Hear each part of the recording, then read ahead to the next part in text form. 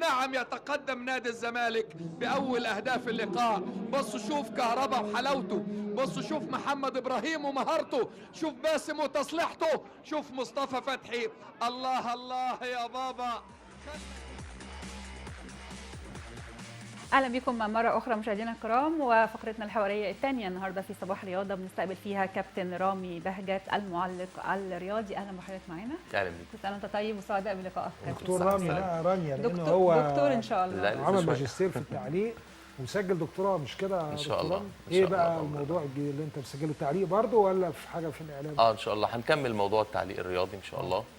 يعني احنا عملنا في الماجستير معايير تقييم اداء المعلق الرياضي لكره القدم في جمهوريه مصر العربيه. ما كانش فيه معايير على اساسها بيتعمل التقييم للمعلق، فاتعملت المعايير دي، وفي ضوء المعايير دي بقى هيبقى في دراسه تقييميه للمعلق نفسه. هيبقى في بتتقسم لحاجتين ان شاء الله. القسم الاول اللي هو تقييم ذاتي للمعلق، وهل المعلق لما يعمل تقييم لنفسه هل هو مقتنع ان عنده غلطات؟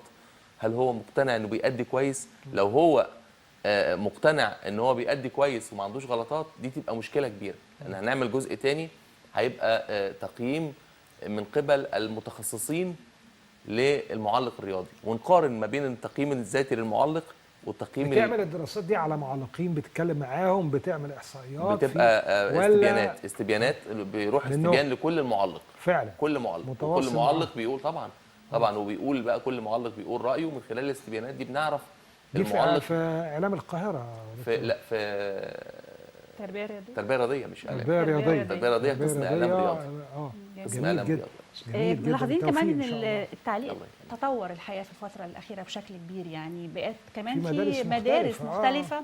وبقى في كمان يعني ايه معلقين بيستمعوا يمكن لمدارس زي المدارس اللاتينيه والاوروبيه، بيحاولوا ان هو يعني يستفيدوا منها، ياخدوا منها حاجه ممكن تعجب الجمهور العربي. والله انا ليا وجهه نظر في الحكايه دي. انا ممكن استفيد انما ما اقلدش. انت ضد التقليد جدا. وانا جدا. طب انا اسمع الشخص ذات نفسه. بالظبط كده. انا اسمع الشخص ذات نفسه، استفيد منه. اعرف ان هو بيتفاعل مع الهدف ازاي، زي معلقين المدرسه الامريكا اللاتينيه بيتفاعل مع بيطول جول جول جول جول جول جول جول الحاجات اللي انت سامعينها دي. والحاجات دي اعرف ان انا اتفاعل، بس مش هقول زيه، لان دي في البلد بتاعته او في الوسط بتاعه مقبوله. انا بالنسبه لي ما ينفعش اخد دي بس زيه، والمقابل ما ينفعش اعمل زي المعلق الانجليزي. يعني انا مره كنت بعلق في كاس العالم للشباب 2009 هنا في مصر. انا عايز اقول لك، انا جنبي كان في معلق انجليزي في الكابينه. المعلق الانجليزي ده انا طول الماتش ما سمعتش صوته. ساكت طول الماتش مش سامع حاجه، انا مش سامع غير نفسي بتكلم. فهو حتى بعد الشوط الاول بيبص لي بصه كده، انت ازعجتني. انت ازعجتني. فانا ولا اعمل زي ده، ولا انا اشوف ده بيتعامل ازاي وده بيتعامل ازاي. انا حسب موقف الكوره هو اللي بيخليني اتعامل واقول بطبقه وتون حسب موقف الكوره في الملعب. ما ينفعش الكوره في ضربه المرمى اقول بيلعب ضربه المرمى، ما ينفعش. انت مع مدرسه اللازمه يا كابتن رامي، ان يبقى ليك لازمه معينه؟ والله اللازمه انت ليك لازمه. أنا يا سلام يا سلام يا سلام، هو ده الكلام. بس الانفعال كمان بس بتبقى جايه لوحدها. يعني هي جت مره كده طبيعتها، مره لوحدها، مرتين لوحدها. ليه؟ لان بتبقى لازمه اصلا في كلامي. بتبقى لازمه في كلامي انا اصلا. لقيتها طلعت، لقيت الناس بتقول لي بتعلق لي عليها. فانا ما كنتش عارف ان هي لازمه. لان انا اصلا لما حد يقول لي حاجه، او يعني حاجه كويسه او حاجه، اقول له يا سلام، هو ده الكلام في الكلام العادي. فبتطلع في التعليق ما كنتش اعرف ان هي لازمه في كل ماتش. فلقيتها شغاله، فلقيت الناس مبسوطه منها.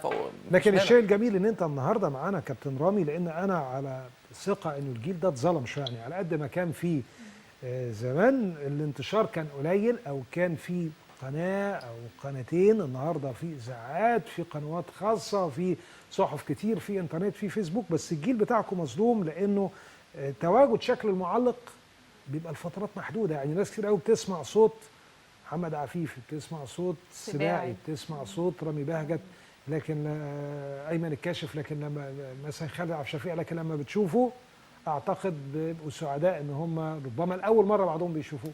بالظبط. صح؟ يعني هي تقدر تقول نعمه ونقمه. نعمه لان احنا تواجدنا في العصر او في الجيل اللي فيه انفتاح الكتروني. بنعرف نجيب المعلومه، بنعرف او مش كل الناس بتعرف برضه، عشان ما بقاش يعني ايه بقول كل الناس بعممها، انما اللي بيحاول وعنده القدره ان هو يجيب المعلومه سهل ان هو يجيب المعلومه. كان الاول عشان اجيب مثلا الاهلي قابل الاسماعيلي كم مره، اعمل ايه؟ كنت بروح ارشيف جريدة الأهرام، جريدة الجمهورية، وبنزل واروح ادور واشوف اللقاء الاول سنة مش عارف كام والتاني سنة. دي النعمة. النقمة بقى ايه؟ ايه بقى؟ ان عدد القنوات وعدد الشاشات بقى كتير جدا. فانت ممكن فرقت الناس، اتشتتت. بالظبط كده. كان الاول الناس بتتجمع حول معلق واحد، فبتشوفوا كل الناس خلاص شايفه ده. انا بمجرد ان تم اسناد مباراة كرة القدم بين الاهلي والزمالك مثلا لرامي بهجت، يبقى مصر كلها هتشوف رامي بهجت في هذا اليوم. فالمباراة كانت بمثابة 50-60 مباراة من اللي بيعملهم المعلق دلوقتي. بس على فكرة في ناس بتبحث عن معلق معين يعني طبعا. برضو. النسبة قد ايه؟ لا والله بنسبة يعني بيعرفوه من الصوت، يعني في كتير لما يعني يتكلم يقول القنوات ويدوروا على المعلق اللي عايزينه. لكن لما اجي اشوف انا مثلا قاعد في كافيه، مش هروح اقول لصاحب الكافيه اقلب عشان انا بحب رامي ومش بحب فلان.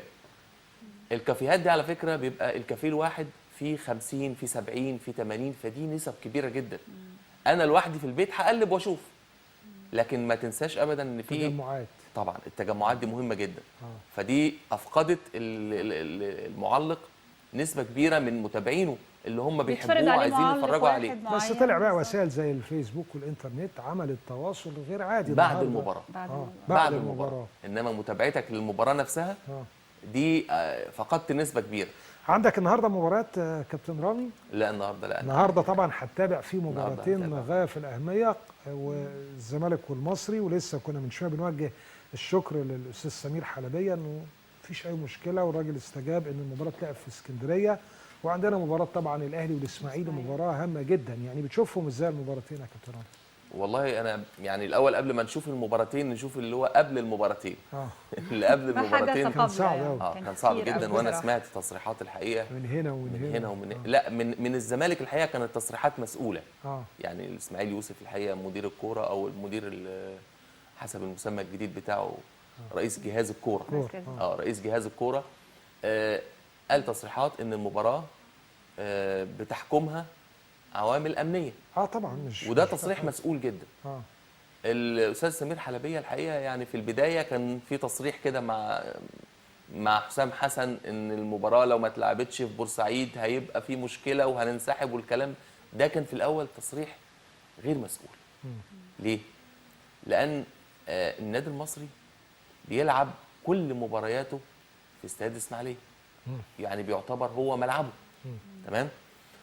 لما يلعب كل مبارياته في استاد اسماعيليه يعني المفروض يلعب جوه في اسماعيليه وبره اسماعيليه.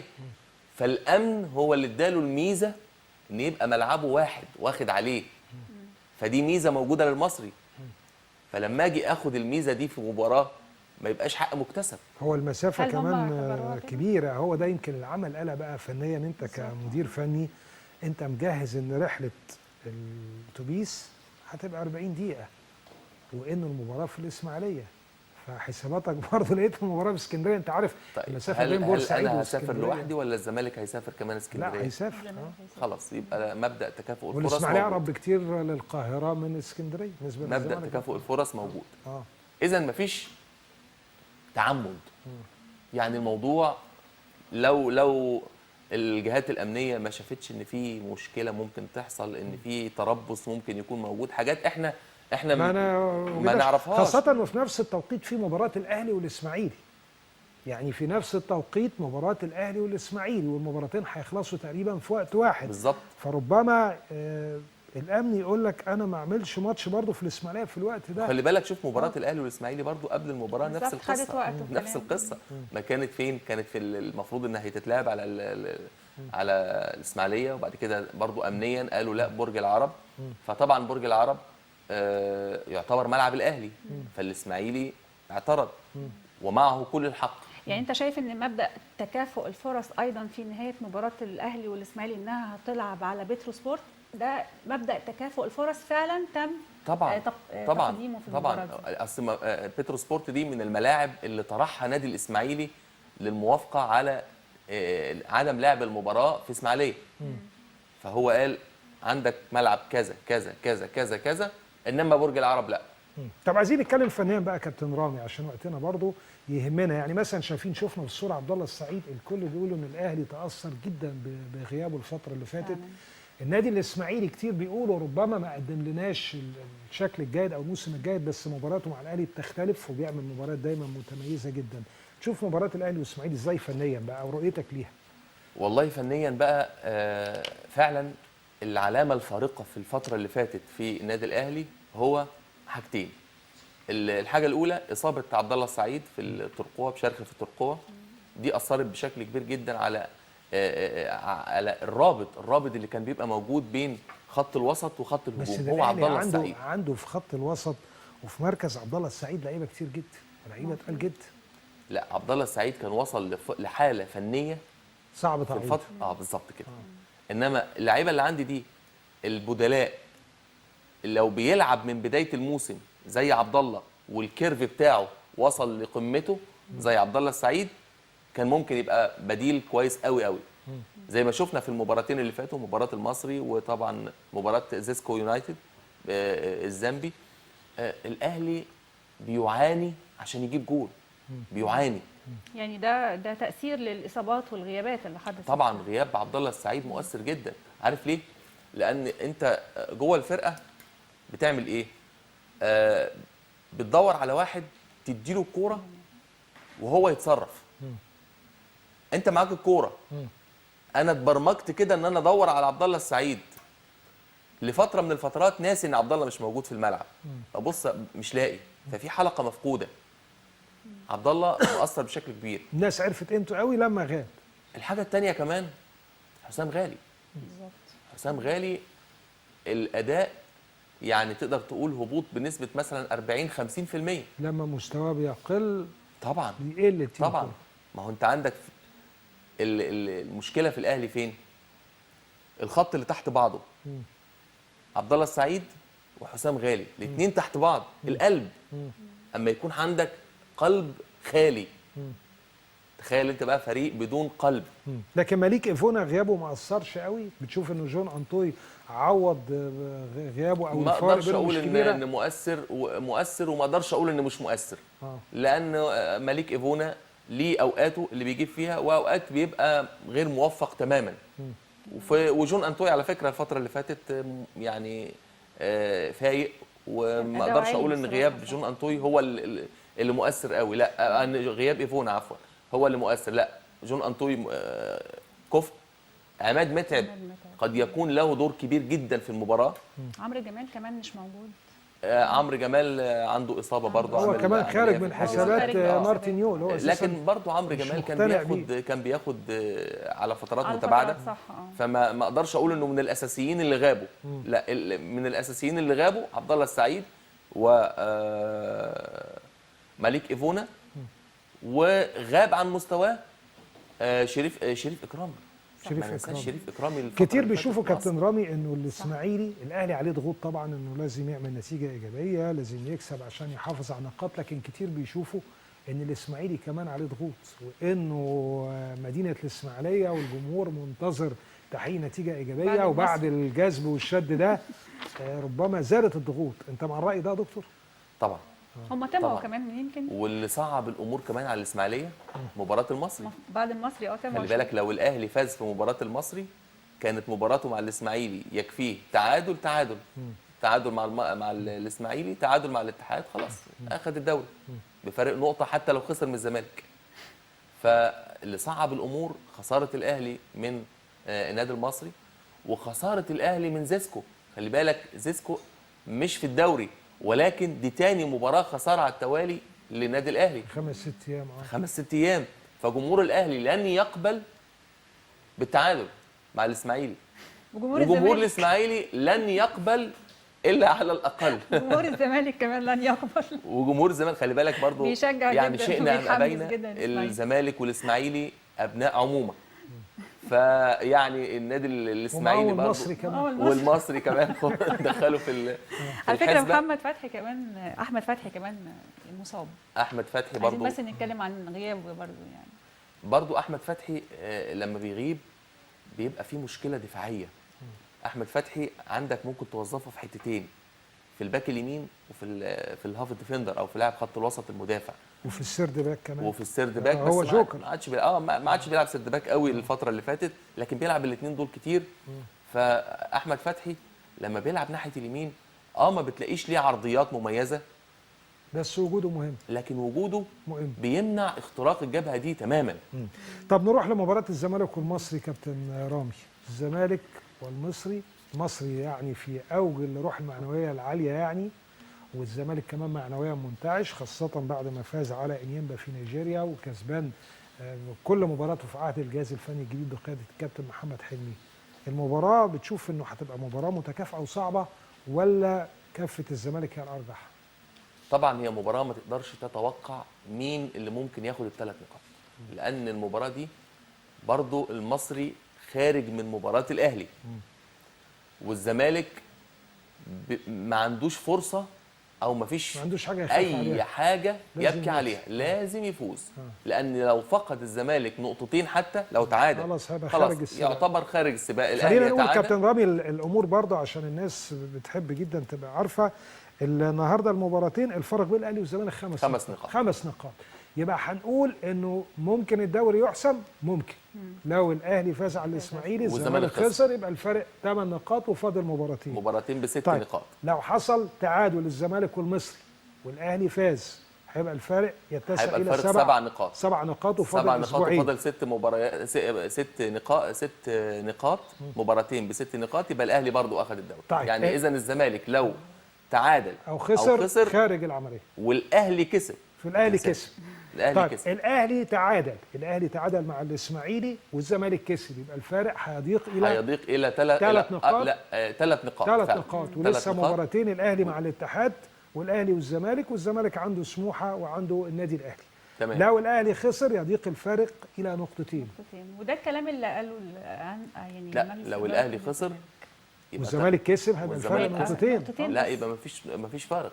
ازاي؟ هو 5 انت قلت نقاط. الاهلي ايه؟ قلت لو الاهلي خسر والزمالك كسب. الاهلي خسر والزمالك كسب يبقى كده فرق نقطتين.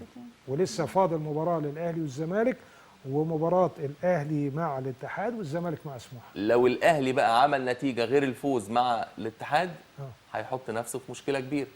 لا احنا خلينا في ماتشين النهارده الاول عشان الناس ما تتلخبطش. يعني هو قد يحسم، ممكن جدا يحسم، وممكن المنافسه تستمر الاسبوع القادم او لنهايه الدوري. ده هيكون على ضوء مباراتين اليوم ان شاء الله. بس مباراتين النهارده هيحسموا الدوري بنسبه اكتر من 70%. ما هو لو الاثنين كسبوا انا اتوقع ان هيكون في حاجه مختلفه عن التوقعات. النهارده شايف انه في حاجه غريبه. في حاجه هتحصل غريبه. خلاص سجلي يا رانيا. كابتن بيقول في حاجه غريبه النهارده. يعني اما نقول بالظبط ايه يعني عشان يبقى يعني احساس شخصي ان موثق. ان الاهلي هيكسب النهارده والزمالك ممكن يتعادل مع المصري. فبالتالي يبقى كده الفارق 7 نقاط. طب هيتعادل ليه مع المصري؟ هل لا دي كوره بقى، في حاجه اسمها اكيد في وجهه نظر بقى. في وجهه نظر. حسام حسن هو المدير الفني للنادي المصري. حسام حسن ما تقدريش تقولي اهلي ولا زمالك، خلاص حسام حسن لعب في الاثنين محترف ومدير فني محترف وعلى مستوى عالي جدا وبيعرف يواجه الفرق الكبيره. خلي بالك ممكن حسام حسن يخسر من اسوان، ممكن مع احترامنا طبعا لاسوان ممكن يخسر من فرقه درجه ثانيه، لكن لما بيواجه فرقه كبيره بيطلع كل اللي عنده. اللعيبه بيطلع من اللعيبه كل اللي عندهم. بيطلع من اللعيبه، بيعرف يطلع من اللعيب المخزون الاستراتيجي اللي فوق الاساسي بتاعه. ودي ميزه مش موجوده عند كل الناس. المدير الفني اللي يعرف يطلع من اللعيب بتاعه المخزون الزياده فوق الطبيعي بتاعه، ده بيبقى مدير فني يعني لعبوا مع برشلونه بقى. نلعبوا مع برشلونه. طيب كابتن رامي، فاجئك قرار الكاف بالامس باقصاء وفاق الصيف ولا كنت حاسس انه متوقع؟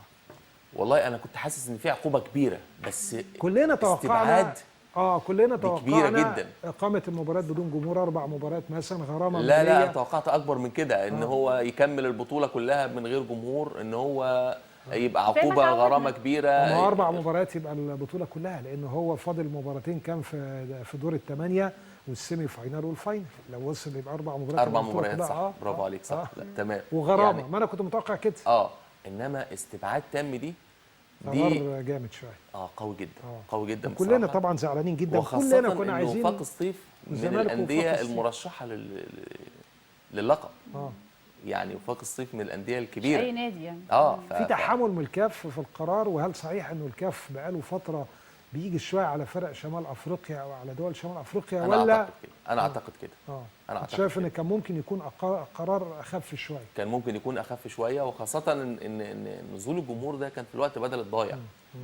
يعني لمن لا يعرف. لا بس هو دي قاعده سبب بقى، عشان برضه نشرحها للناس بس هو اتوقف ليه.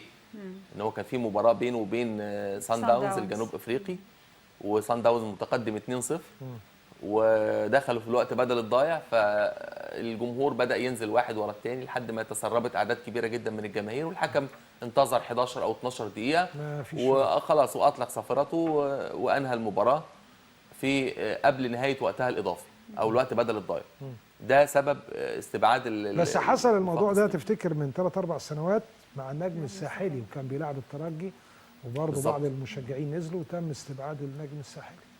بالظبط. يعني برضو تقدر تقول ان العداله مطلوبه، فطالما حصل ده يبقى لازم القرارات المشابهه او الاحداث المشابهه يصدر فيها قرارات مشابهه. اكيد. هو واضح ان في كمان قوانين يعني الكاف اتخذها، يعني ده قانون موجود في طبعا في لائحه عنده، في لائحه موجوده. ايوه في لائحة. يعني مش تعنت او تعسف. لا طبعا هو بص، بس برضو تقدر تقول ان في حاجه اسمها القانون وفي حاجه اسمها روح القانون. اكيد.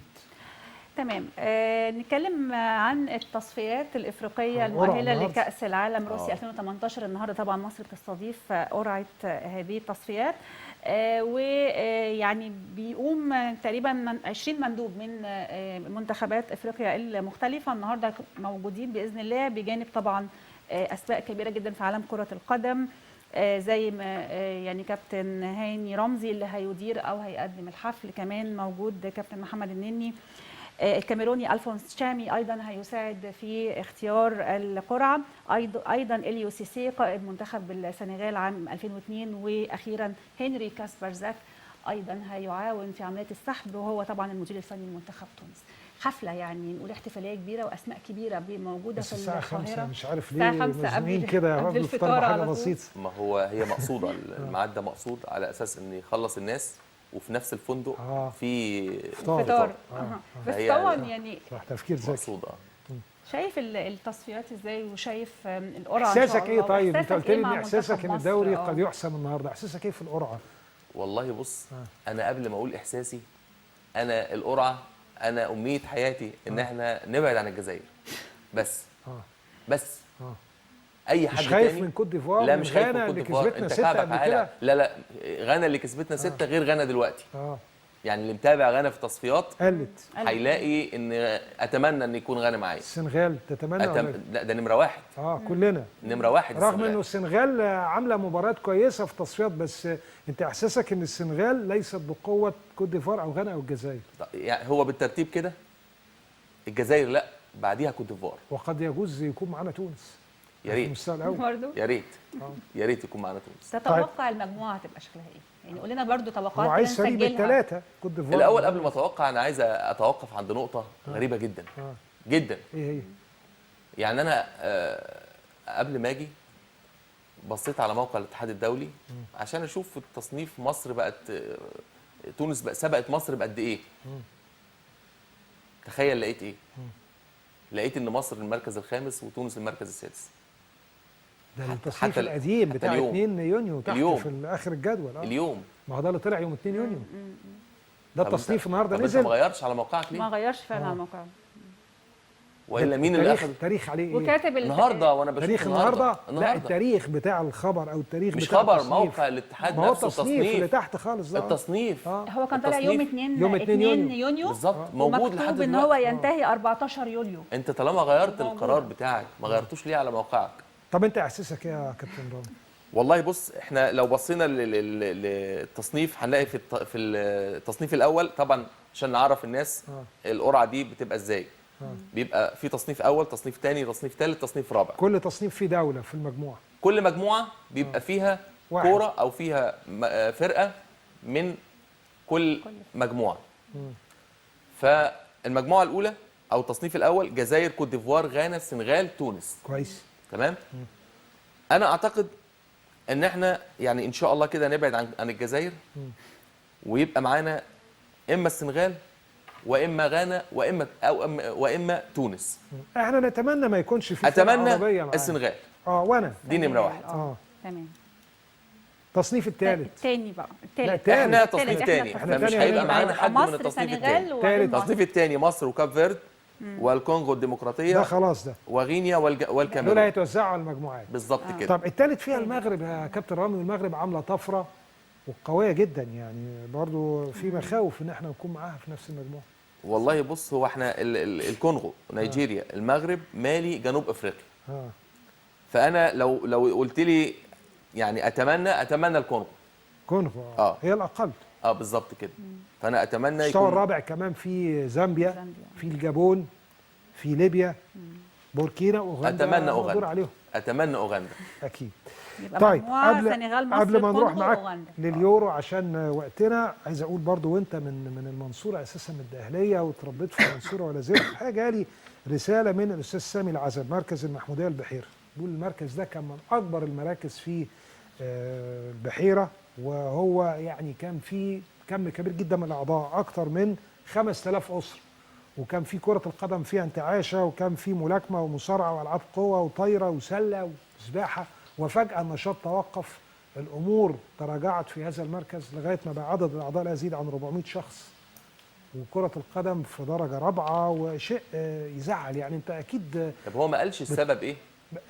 طبعا يعني الادارات المتعاقبه، وكمان اهتمام بقى الوزاره مطلوب، يعني يا ريت المهندس خالد عبد العزيز يشوف موضوع مركز شباب المحموديه او مركز المحموديه في البحيره، مهم جدا انه المراكز في الوقت ده انت عارف بقى طبعا بتبقى ليها بس هو الحقيقه اهميه وقوه في المحافظات قد ايه، والشباب بس كلمه حق الحقيقه المهندس خالد عبد العزيز عمل مجهود رائع، وبالذات في مراكز الشباب جدا، يعني مهتم بمراكز الشباب اكتر من المدن جدا، اكتر من الانديه.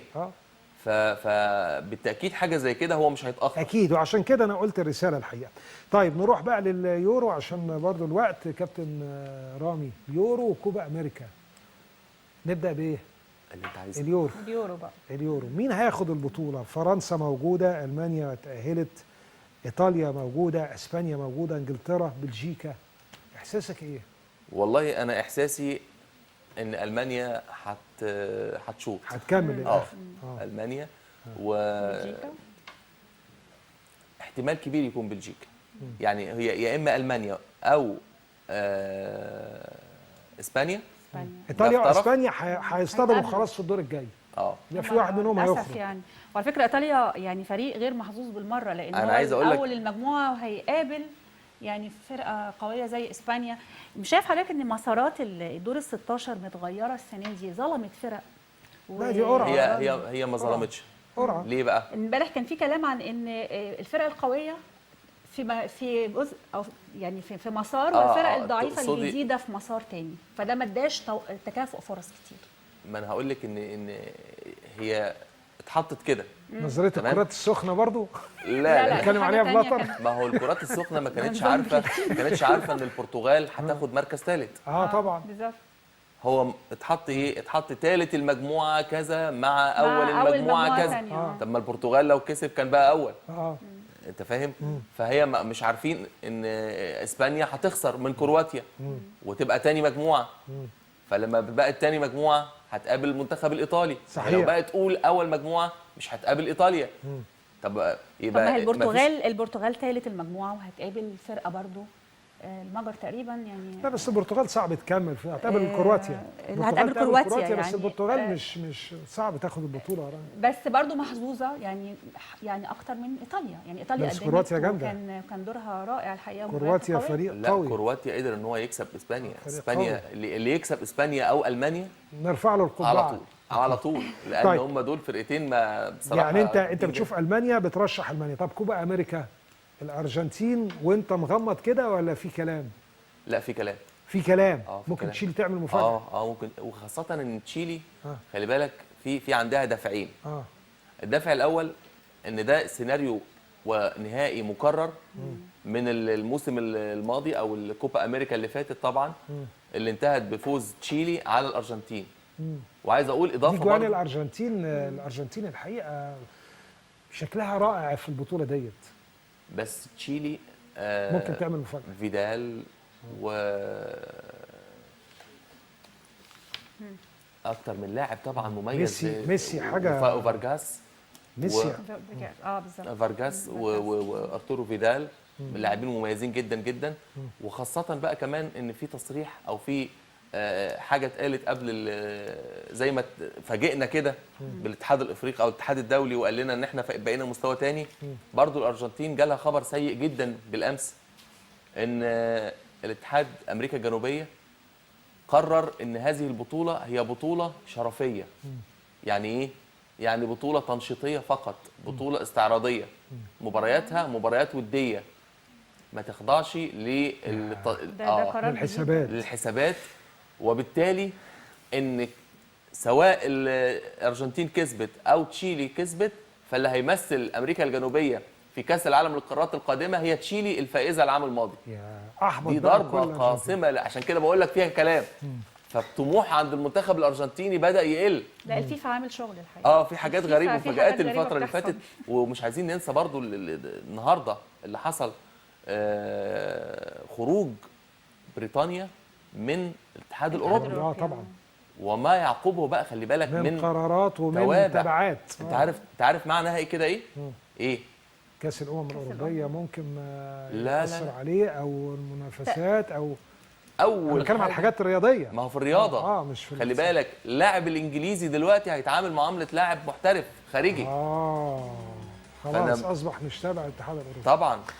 كابتن رامي او الدكتور رامي بهجت، سعدنا بيك جدا. وبلهجتك كده اقول لك يا سلام يا سلام يا سلام، امتعتنا النهارده، معلوماتك حاضره الحقيقه، كنا يعني سعداء بيك. الله يبارك. ونتمنى النهارده في القرعه ان شاء الله، زي انا كمان بتمنى كده زي كابتن رامي ما يكونش معانا اي دوله عربيه، عشان تبقى فرص الدول العربيه كبيره في التاهل، لا الجزائر ولا تونس ولا مغرب ولا وعشان نفضل حبايب.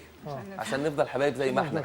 لان الماتشات ما فيش كلام بتعمل حساسيات. فنتمنى طبعا كل التوفيق لمنتخباتنا العربيه يا رب. شكرا كابتن رامي بهجت، شكرا لطاقم العمل في الاعداد، رئيس تحرير وليد عبد العزيز، المنسق الكابتن الاستاذ ايمن البرادعي، زميلنا ممدوح عبد العال، والمخرج ضياء ابو النجا، وشكرا لزميلتي العزيزه رانيا صلاح. شكرا طارق. وبنشكر كمان كل اللي تابع حلقتنا النهارده من صباح الرياضه. بنذكركم مره اخرى موعد مباريات اليوم، الاهلي والاسماعيلي في 10 مساء في اطار الاسبوع 32 من الدوري الممتاز لكره القدم، وايضا الزمالك والمصري في نفس التوقيت. نتمنى لكم مشاهده ممتعه باذن الله. بنشكركم لحسن المتابعه والى اللقاء.